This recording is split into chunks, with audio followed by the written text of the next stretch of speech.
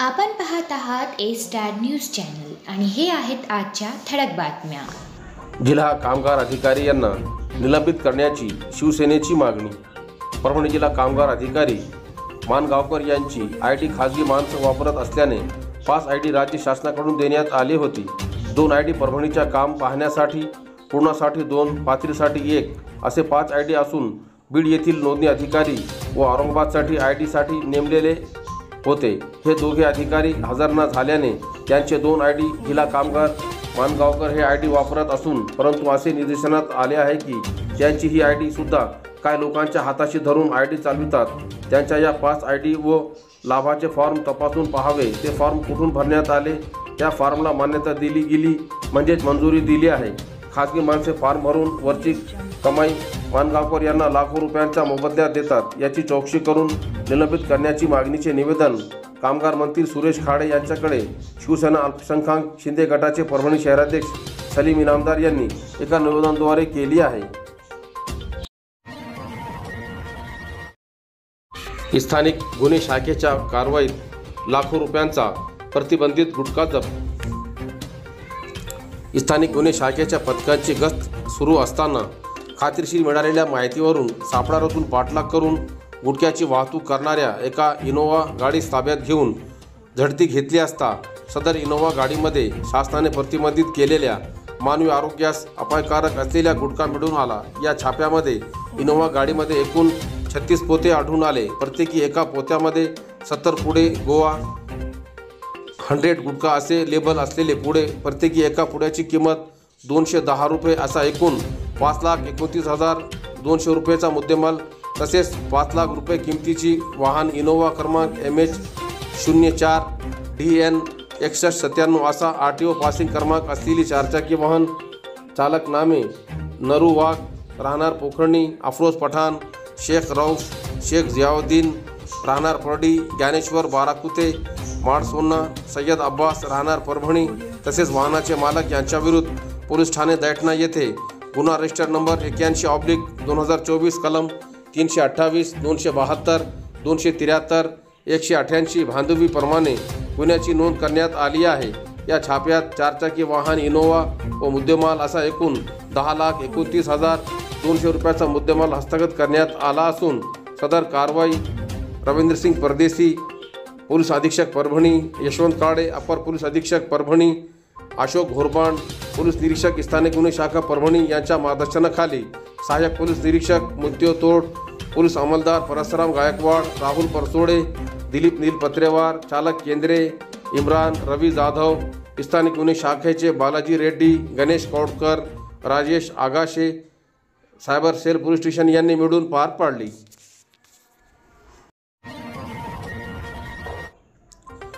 गंगाखेड विधानसभेतील वयोवृद्ध आणि दिव्यांगांना घरपोच मतदान सुविधा, डापकर यांची माहिती। परभणी लोकसभा निवडणूक गंगाखेड विधानसभा मतदारसंघात नियोजन प्रक्रिया सुरू असताना प्रत्येक जागृत नागरिकांनी मतदान करावे या उद्देशाने 18 वर्ष पूर्ण झालेल्या दिव्यांग व 85 वय वर्ष पूर्ण असलेल्या म्हातारे नागरिक यांना मतदान प्रक्रिया सुलभ व्हावी या दृष्टीने पोस्टल मतदानासारखी सुविधा देत घरपोच मतदानाचा हक्क बजावता येईल असे आवाहन गंगाखेड विभागाचे उपविभागीय अधिकारी तथा निवडणूक निर्वाचन अधिकारी जीवराज डापकर यांनी आज दिनांक 19 मार्च मंगळवार रोजी गंगाखेड तहसील कार्यालयात आयोजित बैठकीत सांगितले। निवडणूक प्रक्रिया कोणतीही असो, प्रत्येक 18 वर्ष पूर्ण झालेल्या नागरिकांना मतदान करत असताना त्रास होऊ नये। मतदान प्रक्रिया पार पडत असताना, रांगेमध्ये उभे टाकत असताना दिव्यांग व म्हातारी नागरिक यांना मोठ्या प्रमाणात त्रास सहन करावा लागत असतो। त्यामुळे गंगाखेड विधानसभा प्रशासनाच्या वतीने प्रत्येकाने मतदानाचा हक्क बजावावा, मतदान करताना सुलभ व्हावे, कमी वेळात मतदान करून घरी जावे या उद्देशाने शासन आपल्या दारी याप्रमाणे घरपोच मतदान सुविधा देण्यात येणार असल्याचे उपविभागीय अधिकारी तथा निवडणूक निर्वाचन अधिकारी जीवराज डापकर यांनी तहसील कार्यालयात आयोजित बैठकीत बोलताना सांगितले। MIM पक्ष लढविणार परभणी लोकसभेची जागा। राज्यात लोकसभा निवडणुकीची रणधुमाळी सुरू झाली असून प्रत्येक पक्षाने आपापल्या परीने मोर्चेबांधणी करण्यात सुरुवात केल्याचे दिसून येत आहे। त्यात MIM पक्ष मागे नाही। लोकसभा निवडणुकीसाठी परभणी जिल्ह्यासाठी 5 इच्छुक उमेदवारांचे नाव बायोडाटासह आले असून त्यांची चाचणी सुरू आहे। येत्या 2 दिवसात परभणी लोकसभा निवडणुकीसाठी उमेदवार निश्चित करण्यात येणार असल्याची माहिती एमआयएम पक्षाचे परभणी जिल्हाध्यक्ष इम्तियाज खान यांनी दिली आहे।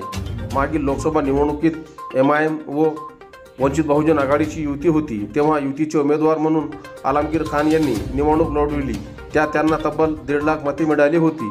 त्यामुळेच राष्ट्रवादी काँग्रेस पक्षाचे उमेदवार राजेश विटेकरांना पराभवाचा सामना करावा लागला होता। यावेळीही एमआयएम पक्षाच्या वतीने उमेदवार दिला जाणार असल्याची चर्चा परभणी जिल्ह्यात ऐकावयास मिळत आहे।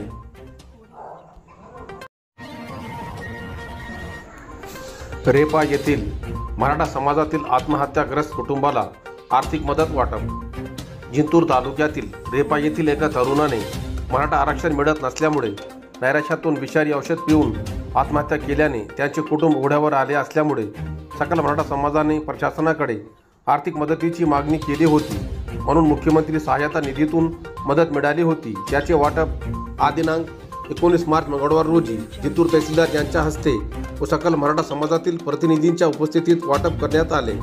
रेपा येथील दत्ता शिवाजी पवार याने मराठा समाजाला आरक्षण मिळत नसल्यामुळे नैराश्यातून हातावर व पायावर बिये होऊन काय फायदा, एक मराठा लाख मराठा व 24 डिसेंबर असे लिहून विषारी औषध पिऊन आत्महत्या केली होती।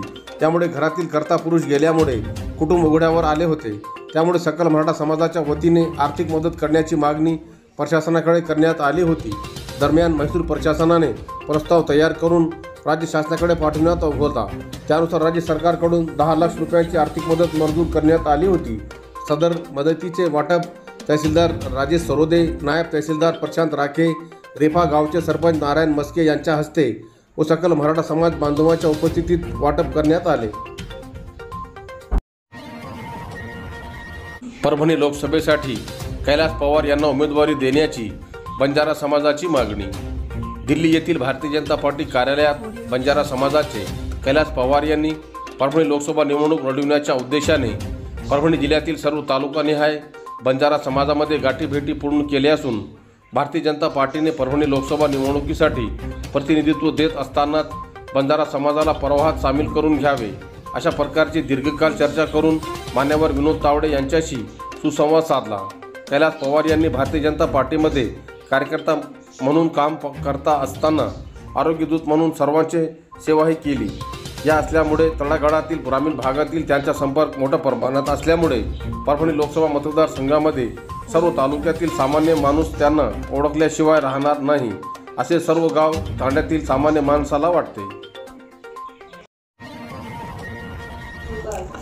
परभणी शहरात स्वच्छता फेरीने वेधले सर्वांचे लक्ष। आनंदधाम आश्रम माहुरगड द्वारा संचलित संत बाडगीर महाराज स्वच्छता अभियान 18 मार्च सोमवार रोजी परभणी शहरात राबविण्यात आले। राष्ट्रीय संत सद्गुरू साईनाथ महाराज बसमतकर यांच्या मार्गदर्शनाखाली परभणी शहरातून स्वच्छता फेरी काढण्यात आली। यात महिला व पुरुष हातात झाडू घेऊन मोठ्या संख्येने सहभागी झाले होते। बसस्थानक परिसरातून या फेरीला सुरुवात करण्यात आली। बसस्थानक, लोकशाहीर अण्णाभाऊ साठे पुतळा परिसर, रेल्वे स्थानक, जिल्हाधिकारी कार्यालय, डॉक्टर बाबासाहेब आंबेडकर पुतळा परिसर, छत्रपती शिवाजी महाराज पुतळा परिसर सह महानगरपालिका कार्यालयाचा परिसर या रॅलीत सहभागी भाविकांनी स्वच्छ केला। या स्वच्छता फेरीमध्ये परभणी जिल्ह्यातील महिला व पुरुष भाविक भक्त हातात झाडू घेऊन मोठ्या संख्येने सहभागी झाले होते। या फेरीने स्वच्छतेचे महत्त्व पटवून देणारा संदेश शहरवासियांना देण्यात आला। शिवगर्जना नाट्य कार्यक्रमात उपस्थित राहण्याचे जिल्हाधिकारी यांचे आवाहन। परभणी शहरातील जिल्हा क्रीडा संकुल येथे 21 ते 23 मार्च दरम्यान शिवगर्जना नाट्याचे आयोजन करण्यात आले आहे। शिवगर्जना नाट्य संदर्भात माहिती देण्यासाठी आज दिनांक 19 मार्च मंगळवार रोजी परभणी जिल्हाधिकारी कार्यालयात पत्रकार परिषदेचे आयोजन करण्यात आले होते।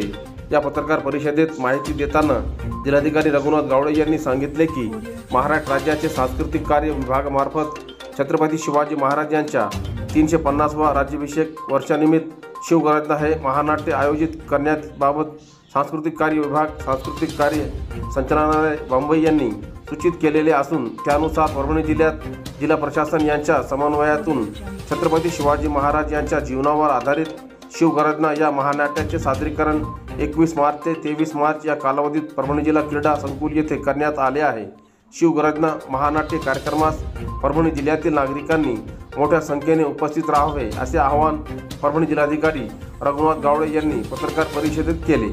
यावेळी निवासी उपजिल्हाधिकारी अनुराधा ढालकरी, मनपा आयुक्त तृप्ती सांडभोर, शिवगरजना महानाट्याचे निर्माता दिग्दर्शक स्वप्नील यादव यांची उपस्थिती होती।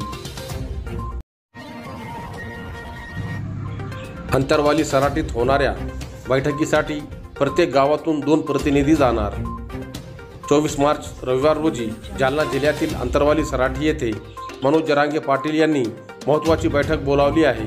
या बैठकीसाठी परभणी जिल्ह्यातील प्रत्येक गावातून किमान 2 प्रतिनिधी उपस्थित राहणार असल्याची माहिती आज दिनांक 19 मार्च मंगळवार रोजी झालेल्या पत्रकार परिषदेत देण्यात आली। येत्या निवडणुकीसाठी मराठा समाजाची भूमिका काय राहणार आहे यावर आयोजित करण्यात आलेल्या पत्रकार परिषदेत चर्चा करण्यात आली। सदर पत्रकार परिषद परभणी शहरातील जिंतूर रोडवरील सकल मराठा समाज परभणी जिल्हा मदत केंद्र या ठिकाणी आयोजित करण्यात आली होती।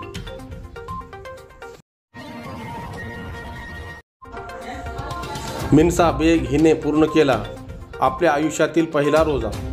सेलू शहरातील मौलाना आझाद नगर येथील रहिवासी माबूद बेग यांची कन्या मिन्सा हिने वयाच्या 8व्या वर्षी आपल्या आयुष्यातील पहिला रोजा आज दिनांक 19 मार्च मंगळवार रोजी पूर्ण केल्याबद्दल आई वडीलसह नातेवाईक मित्र परिवाराच्या वतीने मिन्सा बेग यास शुभेच्छा देऊन भविष्यातील जीवनासाठी आशीर्वाद देण्यात आले।